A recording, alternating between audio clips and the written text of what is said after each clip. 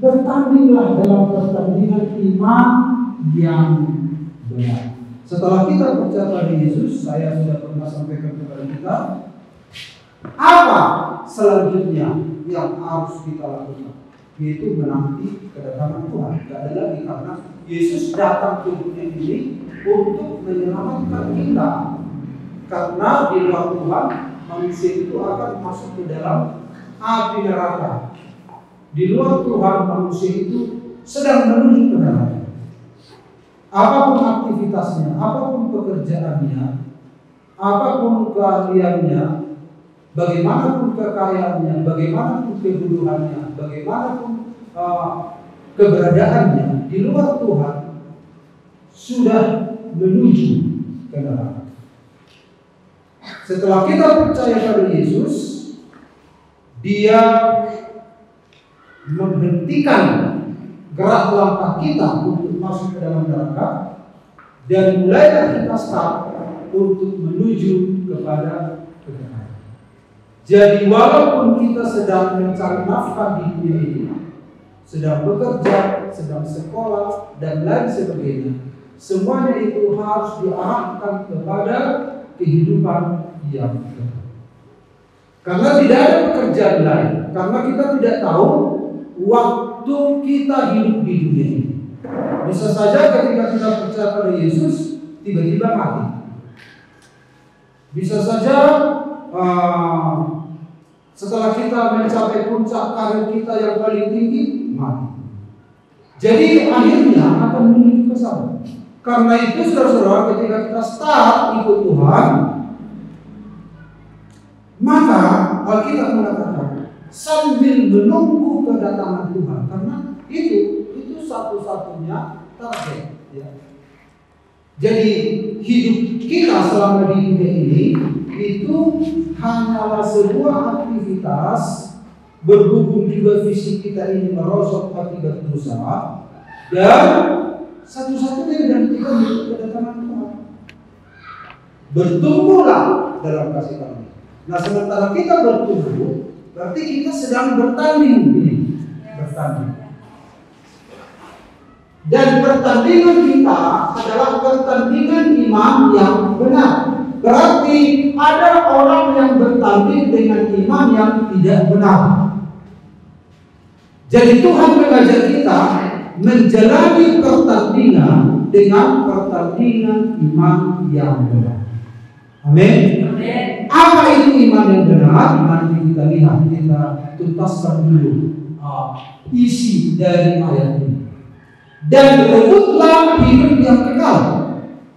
Jadi hidup yang kekal itu dikatakan rebut bukan berarti usaha kita, tapi dimaksud dengan rebut adalah bergegaslah untuk masuk, karena pintu kemurahan sedang terbuka. Nah, ada banyak orang di dunia ini, banyak agama di dunia ini merebut hidup kekal, tetapi pintu tertutup. Tidak ada gunanya. Tidak ada gunanya merebut hidup kekal sementara pintu tertutup. Itu yang dilakukan agama-agama di dunia. Tetapi Tuhan berkata, saudara-saudara, pintu kemurahan yang terbuka. Barang siapa yang percaya kepada Yesus tidak binasa, melainkan beroleh hidup yang kekal. Kita sudah belajar dalam 2 minggu ini berturut-turut, kasih karunia itu adalah sikap Allah, keputusan ilahi dari pihak Dia sendiri untuk membuka pintu. Bukan karena dorongan kita, bukan karena dorongan malaikat, tolonglah kasihan bukalah pintu pramuga. Tapi karena keputusan kerelaannya, ya, itu kehendaknya. Jadi ketika terbuka pintu, maka orang-orang yang percaya padanya harus memanfaatkan kesempatan masuk, merebut begitu. Jangan sampai saudara-saudara dia lengah, itu maksudnya. Jadi tidak ada gunanya merebut hidup kekal kalau pintu tertutup. Tapi kalau dikatakan oleh Paulus rebutlah hidup kekal, yaitu supaya kita menggunakan semua kesempatan yang kita punya mumpung pintu terbuka gitu. Nah, untuk masuk ke sana dibutuhkan sebuah pertandingan, perjuangan. Mari kita lihat lagi ayat selanjutnya. Untuk itulah engkau dipanggil. Jadi kita dipanggil untuk ini. Untuk apa Yesus menyelamatkan kita? Kalau hanya untuk saudara-saudara memenuhi keinginan kita lalu masuk neraka. Jadi Yesus datang ke dunia bukan untuk memenuhi keinginan kita. Jadi Dia memanggil kita untuk ini, ya, untuk hidup yang benar. Untuk itulah engkau telah dipanggil. Jadi kalau kita dipanggil, tapi untuk kematian yang kekal, untuk apa? Jadi kita dipanggil untuk hidup yang kekal. Untuk itulah engkau dipanggil. Jadi kalau ditanya untuk apa kau dipanggil Tuhan? Untuk hidup yang kekal. Jadi tidak ada orang yang dipanggil Tuhan untuk mati kekal. Nah, kemudian dikatakan dan telah engkau ikrarkan ikrar yang benar. Jadi telah kita ucapkan janji di depan banyak saksi. Jadi ketika saudara berkata, aku mau cinta Yesus selamanya, itu ikrar. Tuhan, aku mau tetap setia ikut Engkau. Itu ikrar. Semua orang dengar. Semua orang dengar. Lewat nyanyian, lewat doa, lewat pengakuan. Tuhan, aku mau ikut Engkau. Mengikut Yesus keputusan. Itu ikrar. Itu janji. Dan banyak saksi yang mendengar itu. Makanya dikatakan oleh Paulus kepada Timotius, dan telah engkau ikrarkan ikrar yang benar. Dan itu benar. Janji itu benar. Itu yang Tuhan mau. Nah, janji itu harus kita perjuangkan. Karena Allah kita itu Allah yang konsisten. Apa yang dikatakan itu yang Dia lakukan. Dan Tuhan mau apa yang kita ucapkan itu yang kita lakukan. Apa yang kita percayai, apa yang kita katakan, itu yang kita lakukan. Kalau iblis tidak, suka-sukanya bohong, suka-sukanya membuat. Bapak segala pembohong, iblis itu bapak segala pembohong. Jadi jika kita mengucapkan ikrar, tapi kita tidak berusaha melakukan, itu sebuah kebohongan. Bapak kita, bapak kebenaran. Makanya perlu berjuang, memiliki saudara perjuangan yang benar. Bertandinglah dengan iman yang benar. Jadi kalau kita ini seorang anak Tuhan, suka-sukanya begitu hidup, tidak sesuai dengan apa yang diikrarkan, tidak sesuai dengan apa yang diucapkan di lapangan, maka itu sebuah iman yang tidak benar. Itu iman yang tidak benar. Jadi Paulus mengingatkan Timotius, bertandinglah dalam pertandingan iman yang benar. Nah, karena itu kita akan belajar sebentar ini pertandingan iman yang benar. Ketiga ya, pertandingan iman yang benar. Untuk memahami pertandingan yang benar, haruslah kita tahu dulu apa itu iman yang benar. Jadi sekaligus ini dua pertandingan yang benar dan iman yang benar. Supaya kita bisa menjalani pertandingan yang benar, kita harus tahu dulu apa itu iman yang benar. Nah, iman yang benar itu kita sudah pernah pelajari. Apakah iman yang benar itu? Iman yang benar itu terdiri dari percaya, setia, dan taat. Jadi kalau kita bicara tentang iman, ketiga hal ini sekaligus ada di dalamnya. Itu iman yang benar. Jadi kalau saudara berkata aku beriman, salah satu dari antara tiga ini enggak ada, enggak benar.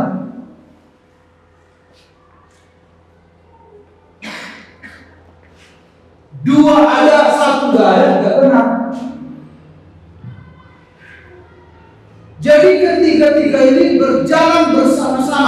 ketika kita mengikuti Tuhan. Itu iman yang benar. Nah, bagaimana kita bertanding? Bertanding itu sama dengan berjuang. Ya. Itu berjuang di bagian-bagian ini. Di bagian ini. Bagian ini yang kita perjuangkan. Nah, mari kita lihat yang pertama adalah tentang percaya. Apa artinya itu? Nah, sebab apakah yang dikatakan nas kitab suci? Lalu percayalah Abraham kepada Tuhan, dan Tuhan memperhitungkan hal itu kepadanya sebagai kebenaran. Jadi percaya itu adalah perjuangan untuk menaklukkan diri pada perkataan Tuhan. Jadi kalau dikatakan aku percaya pada Tuhan, tapi dia tidak menaklukkan diri pada apa yang Tuhan katakan, itu tidak percaya.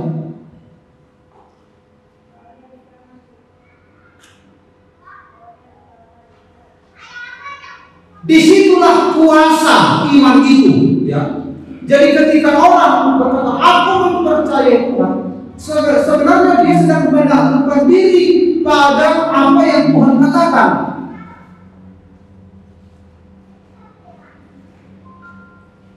Misalnya begini, kita mempunyai kebutuhan yang mendesak. Akhirnya kita mulai bangkit kegelisahan, ketakutan. Tuhan bilang, jangan kamu bangkit. Nah, Tuhan katakan jangan kamu bangkit. Apa buktinya bahwa saya dan saudara percaya pada perkataan Tuhan? Saudara harus menundukkan diri kepada apa yang Tuhan katakan.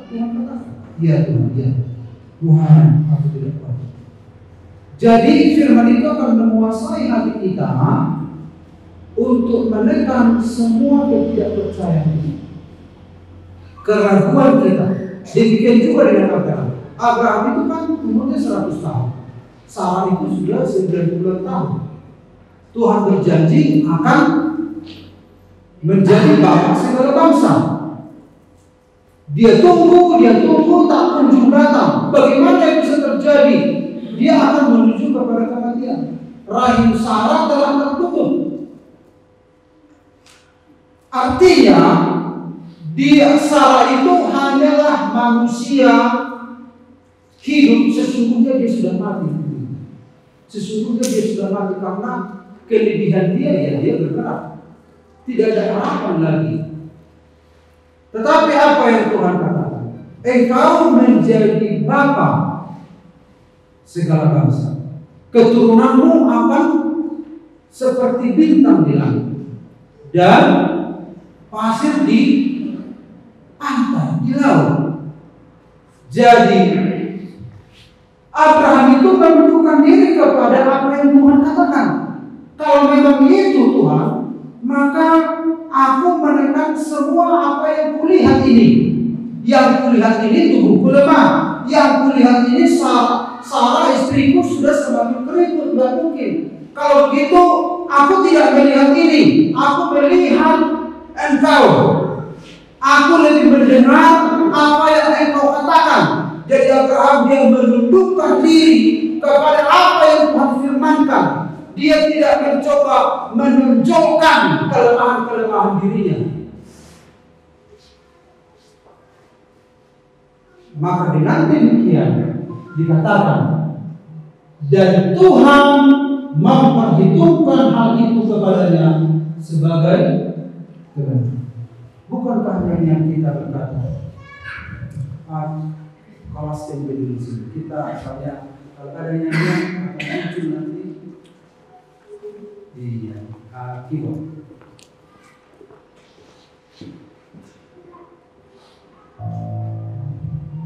C.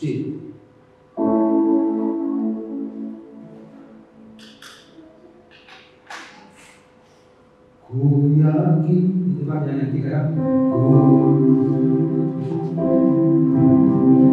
Ku yakin saat berhenti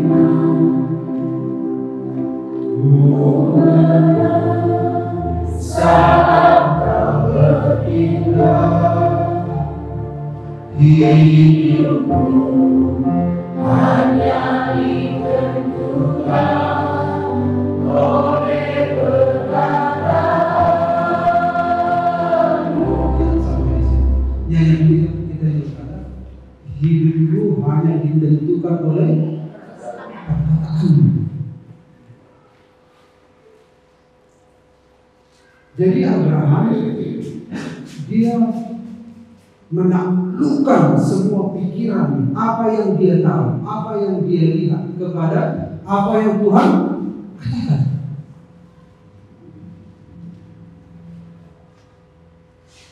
Engkau akan mengandung, katanya kepada Maria, jadilah padaku seperti yang kau katakan. Karena tidak mungkin, bagaimana mungkin seorang wanita mengandung tanpa perkawinan? Jadilah seperti apa yang kau. Kalau kau katakan jangan khawatir, jadilah seperti yang kau katakan.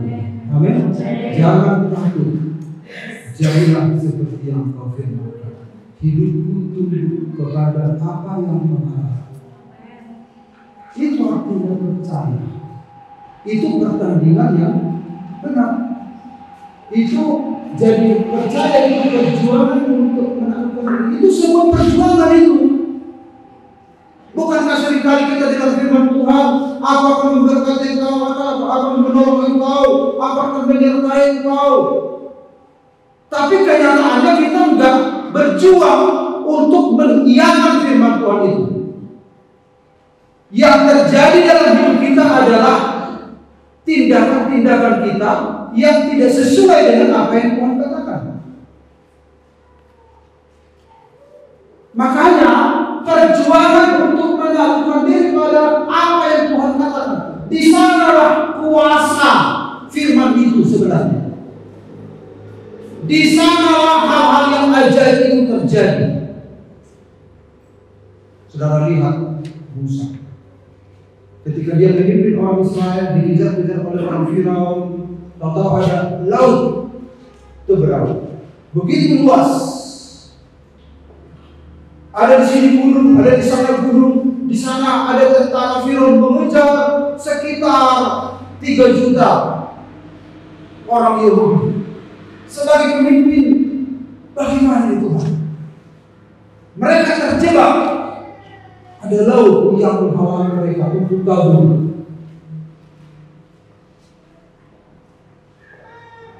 Lalu Tuhan berkata, angkat tongkat. Jadi Musa harus mendengarkan. Ulurkan ke laut. Dan ketika diulurkan akan terjadi laut tertutup. Kita ini sudah dikuasai, ya, manusia ini sudah dikuasai oleh roh ketidakpercayaan. Allah itu hidup, Allah itu ajaib. Nah, jadi saya penggemar galaksi, ya, sejak kecil saya penggemar galaksi. Saya suka lihat di galaksi. Kehebatan teknologi sekarang bisa melihat banyak temuan-temuan galaksi-galaksi luar biasa. Lalu Allah itu di mana? Allah itu adalah roh. Makanya saya berpikir bersyukur Roh Kudus itu boleh tinggal diam di dalam kehidupan kita. Nah, dengan firman itu jadilah langit. Dengan firman itu jadilah segala sesuatu. Dia tidak terlihat, dia adalah roh, tapi dia adalah real. Dan dia bisa dijumpai oleh orang percaya. Dan orang percaya didiami oleh Allah Sang Pencipta. Jadi saudara-saudara, ketika kita belajar bicara tentang percaya, berjuang untuk menaklukkan diri pada perkataan Tuhan. Itulah yang dialami oleh Abraham. Jangan dengarkan perkataan fisik ini. Fisiknya Abraham sudah tua, fisiknya Sarah sudah tidak memungkinkan. Daging itu kan sering bicara, keadaan sering bicara, pendapatan kita sering bicara, keadaan COVID ini sedang selalu bicara. Maka ada Ibu Bapak tunjukkan sama saya sebuah video. Jalanlah corona ini di jalan. Semua hormat sama dia, sama corona. Banyak anak Tuhan juga begitu. Akhirnya karena takutnya pada corona, tanpa dia sadari dia sedang menyembah corona. Tapi ada seorang penulis itu, kasus saya di belakang di corona, dilihat Yesus. Yesuslah Tuhan, Yesuslah penguasa. Firman-Nya suara yang patut kita dengar. Jangan suara corona. Amin. Suara ketakutan, suara intimidasi. Dengarkan suara itu. Bukankah semua ciptaan tunduk sama dia? Ketika ada gelombang dalam, Yesus menangis. Diamlah. Maka murid-murid dia, siapakah gerangan orang ini? Sampai dada pun, air pun bisa taat pada dia. Karena dia menceritakan segala sesuatu dengan perkataannya. Haleluya. Jadi percaya itu sebuah perjuangan menundukkan diri, menaklukkan diri. Nah, ketika saudara menaklukkan diri itu berarti saudara yakin. Kalau saudara tidak menaklukkan diri, itu berarti saudara tidak yakin sama apa yang Tuhan katakan. Amin. Itu pertandingan yang benar. Sebuah perjuangan untuk menaklukkan diri pada apa yang Tuhan katakan. Kemudian yang kedua, yang singkat saja. Yang kedua adalah setia. Itu unsur dari iman itu. Yang kedua adalah setia, itu adalah perjuangan untuk tetap berada dalam anugerah sepanjang waktu. Karena setia itu bicara tentang waktu. Berada, jadi untuk berada dalam anugerah sebuah perjuangan. Makanya Rasul Paulus kalau tidak salah, janganlah menjauhkan diri dari kasih karunia Allah. Berarti orang bisa jauh dari kasih karunia Allah kalau dia tidak berjuang untuk bertahan.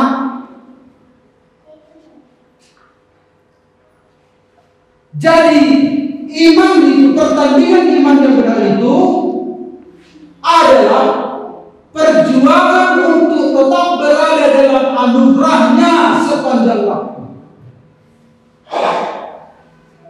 Kita sudah tahu dalam 2 minggu ini apa itu anugerah, apa itu kasih karunia. Sebuah perjuangan. Banyak orang sekarang hanyut di bawah arus. Hanyut di bawah arus. Dia tidak mau berjuang untuk hidup dalam anugerah itu. Mereka hanyut di bawah arus.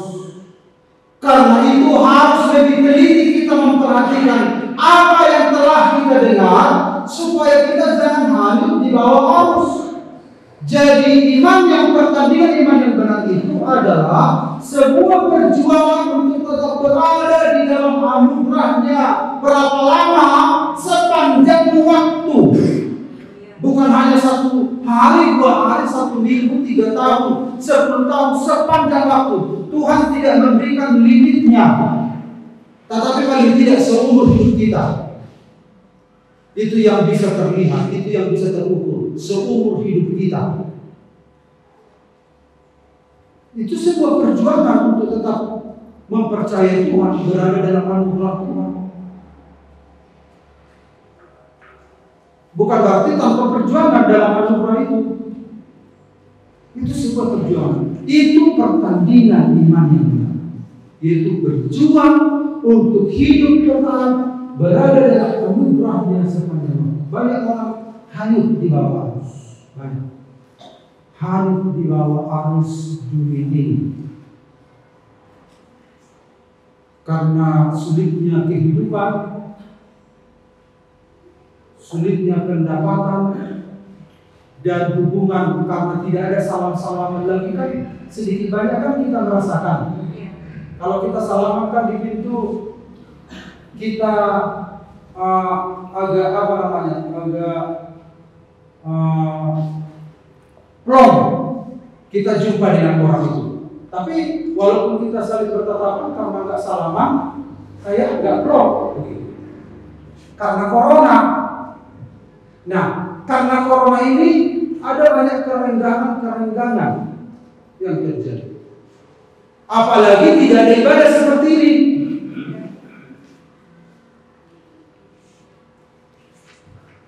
Jadi saudara-saudara, banyak orang yang terhanyut oleh situasi-situasi ini. Kemudian saudara-saudara keluar dari peredaran. Banyak Tuhan keluar dari peredaran. Kalau Bapak Ibu tahu istilah peredaran, berarti itu adalah bicara tentang pergerakan planet atau bintang-bintang. Dan bahwa ia menahan malaikat-malaikat yang tidak taat pada batas-batas kekuasaan mereka, tetapi yang meninggalkan tempat kediaman mereka dengan belenggu-belenggu abadi di dalam dunia kekelaman sampai penghakiman pada hari besar. Jadi setiap anak Tuhan, setiap ciptaan Tuhan, Tuhan tempatkan di satu tempat. Ada bagian-bagian setiap ciptaan itu Tuhan buat harga khusus dan dia ditempatkan di bagiannya masing-masing. Ini di sini. Malaikat ini kerja media, malaikat ini kerja media, malaikat ini kerja media, malaikat ini kerja media. Nah, malaikat-malaikat itu disebut saudara-saudara, mereka meninggalkan tempat kediaman mereka. Artinya mereka keluar dari tugas-tugas mereka. Mereka keluar dari tempat di mana Tuhan telah menempatkan mereka. Mereka melewati batas-batas.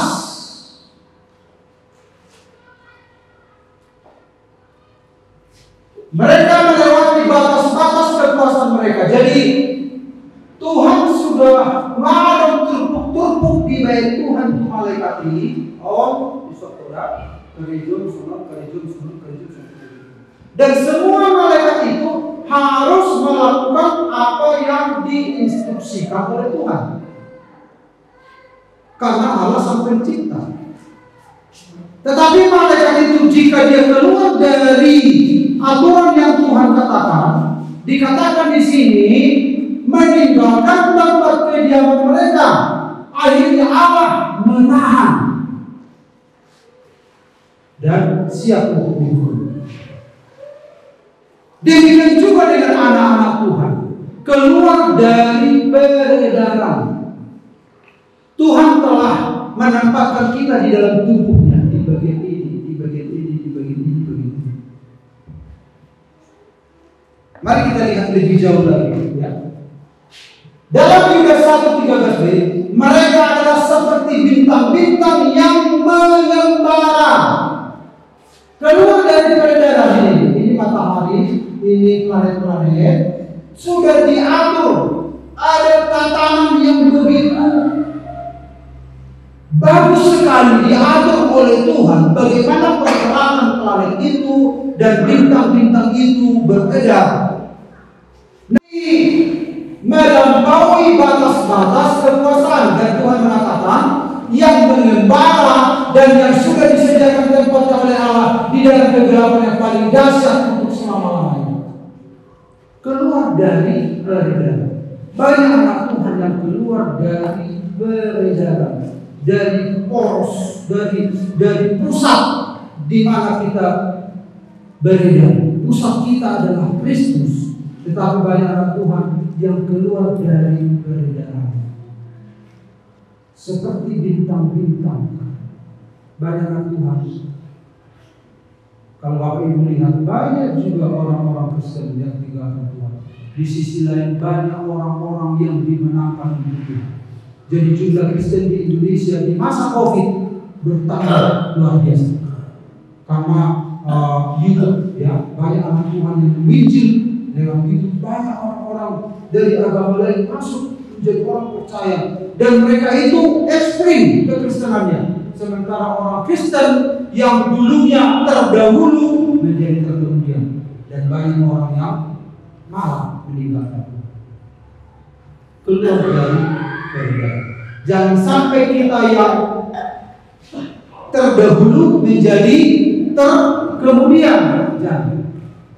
Tapi biarlah kita yang terdahulu tetap yang terdahulu. Yamaha tetap di depan. Amin.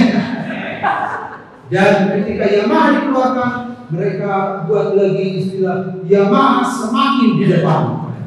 Kita harus semakin di depan, anak Tuhan harus semakin di depan. Kita yang harus membimbing orang-orang yang baru lahir. Bukan kita yang dibimbing. Kemana kita selama ini? Jangan keluar dari peredaran. Nah, keluar dari peredaran. Ini adalah Demas. Ini adalah Yohanes Markus. Ini Paulus, Lukas. Nah, mereka berjalan. Alai-alai manibin. Mau tahu nama manibin? Karena Demas telah mencintai dunia ini dan meninggalkan aku, dia telah berangkat ke Tesalonika. Tesalonika adalah tempat yang pernah dia tinggalkan, tempat yang pernah dia putuskan, aku pilih Tesalonika atau Tuhan. Tetapi karena ada satu masalah di tengah perjalanan, dia kembali mencari tempat yang pernah dia tinggalkan. Kalau saudara mengikut Tuhan ada masalah di tengah jalan, saudara akan terpancing untuk mencari kenikmatan dunia yang pernah saudara tinggalkan. Dulu saudara muntahkan itu, saudara meninggalkannya, saudara jijik. Tapi ketika terbentuk di tengah jalan dalam mengikut Tuhan, saudara akan mencari di mana itu yang pernah ditinggalkan. Itulah Demas. Dia adalah tim pelayanan dari Paulus, dan Yohanes Markus juga demikian. Dia adalah orang yang manja. Dia adalah orang yang ketika ada masalah kesulitan sembako, ya begini rupanya dengan Tuhan itu. Aku pikirnya mujizat terjadi di tempat ini. Aku pikirnya dalam nama Yesus mujizat, dalam nama Yesus mujizat. Aku pikirnya begitu yang dimaksud dengan mujizat. Berarti salah mengerti aku. Mundurlah, tinggalkan.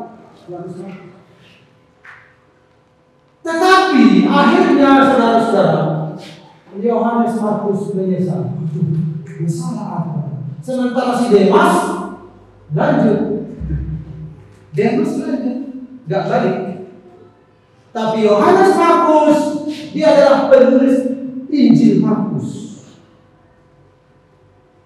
Makanya dia tahu informasi tentang Yesus dari rasul-rasul, dari Petrus.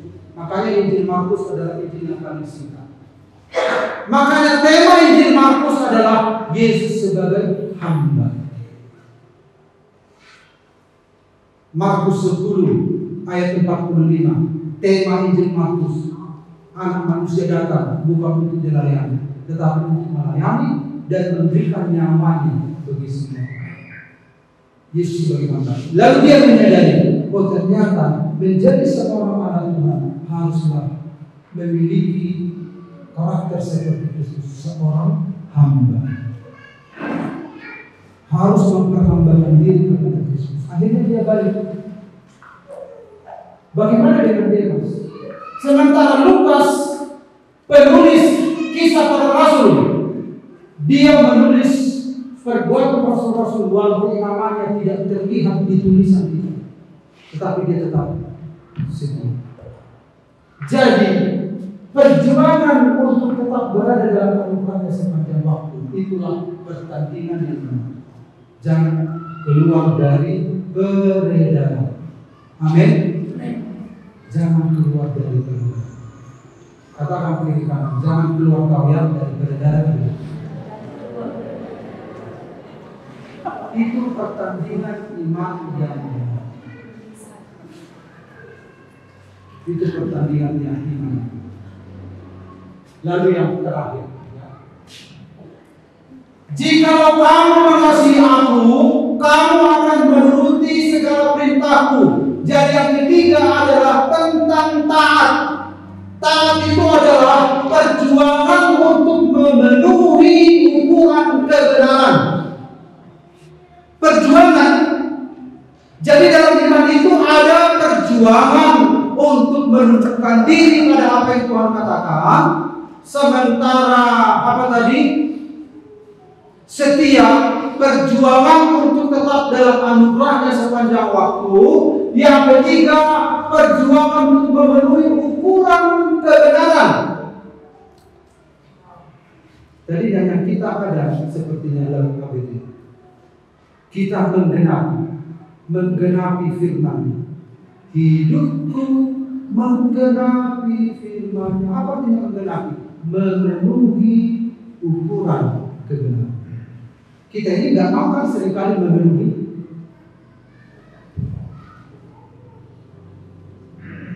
Itu pertandingan yang benar. Jadi saya katakan di Ajibata dan di Parapat, pertandingan yang benar itu bukan bersaing satu dengan yang lain. Berlomba-lomba beli TV antar anak Tuhan si A si B, Nayah dengan Nayah. Wah, ikon menghapus saya berhita, soal Nayah rumah itu Tuhan 50 inci, tak Tuhan 70 inci. Dalam nama Yesus juga. Itu bukan pertandingan yang benar, itu salah. Kita tidak bersaing untuk berlomba-lomba dalam hal berbakti. Pertandingan yang iman benar ini berjuang untuk memenuhi ukuran kebenaran. Bukankah kita ini dulu ini kita, lalu diadopsi kita, diangkat kita dianggap benar, sementara kondisi kita begini.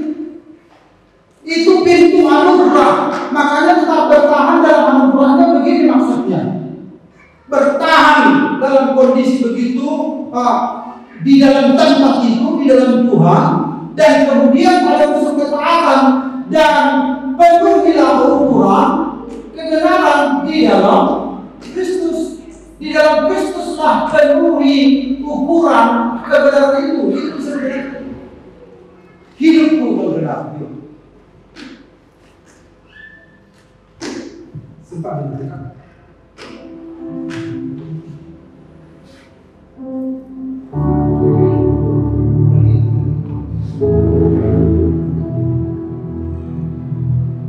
Hidupku menggenapi firman-Mu, tak mujizat selain Dia-Nya. Hidupku menggenapi firman-Mu, tanda mujizat apa? Mujizat apa itu?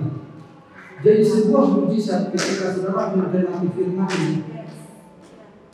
Ketika saudara menggenapi firman-Nya, Tuhan lihat dan penuhi. Seperti aku dulu memenuhi kehendak Bapa, menggenapi hukum Taurat, memenuhi ukuran kebenaran Tuhan. Aku mau anak-anakku seperti dia, Tuhan dorong terus. Yes. Wah, gol, mujizat. Haleluya. Itu mujizat. Ketika saudara memenuhi ukuran firman, mujizat, karena manusia tidak bisa melakukannya. Hanya di dalam anugerahnya seseorang bisa menggenapi kemauan Tuhan. Amin. Dan tentang ini luas pembahasan. perlu contoh-contoh yang baik, yang banyak. Dan Bapak Ibu bisa firman-firman itu yang perlu Bapak Ibu genapi dalam hidup saudara. Saya berikan ilustrasi yang berikut. Dulu kita ini adalah kelemahan Allah ya, minggu lalu itu sudah lihat. Tapi saudara-saudara Tuhan, ini saja Tuhan. Ini kemauan saya ini Tuhan. Enggak. Taat itu artinya perjuangan memenuhi ukuran kebenaran, kemauan Allah. Go. Enggak boleh begitu. Enggak boleh benci kau sama orang. Ampun ya. Di dalam Tuhan kita memenuhi. Iya, Allah hasil tiba Tuhan baik. Iya, memang aku juga ketika aku dijambak, diludahi. Apa yang kukatakan anakku? Coba katakan. Bapak ampun ya. Nah itu. Just let's go. Ya. Diampuni orang itu. Luar biasa. Karena di luar aku, kamu tidak bisa berbuat apa-apa. Dan banyak firman Tuhan yang perlu kita penuhi sesuai dengan ukuran Tuhan, bukan ukuran kita. Itu pertandingan iman. Nah, saya contohkan lagi ini ukuran kita, ya, ukuran kita, ukuran Tuhan ini. Tuhan segini Tuhan, jangan. Kau harus memenuhi ukuranmu. Ukuranmu itu harus penuh. Karena engkau sudah terima dan engkau punya kesempatan untuk memenuhi ukuran kebenaran. Karena engkau tinggal di dalam Allah. Jadi orang yang tinggal di dalam Tuhan, dia bisa bertumbuh. Tinggallah di dalam aku, kata Tuhan. Bertumbuhlah di dalam aku. Hendaklah kamu dibangun di atas dia. Bertumbuh di dalam dia. Di dalam Kristus. Di dalam Kristuslah Tuhan tuntut supaya kita memenuhi ukuran. Tuhan tidak mungkin menuntut orang memenuhi ukuran dia. Tidak mungkin. Tapi di dalam dia. Beralasan Tuhan meminta kita supaya kita memenuhi ukuran. Karena apa? Karena ada kuasa di kita. Karena kita ada dalam anugerah. Tidak ada alasan untuk tidak bisa. Di dalam Tuhan semua fasilitas Tuhan telah berikan kepada kita untuk memenuhi ukuran. Jadi pertandingan iman itu adalah perjuangan untuk memenuhi ukuran kebenaran. Amin. Jadi ada 3 hal. Percaya itu apa tadi? Sambil pemain musik datang ke depan. Percaya apa tadi?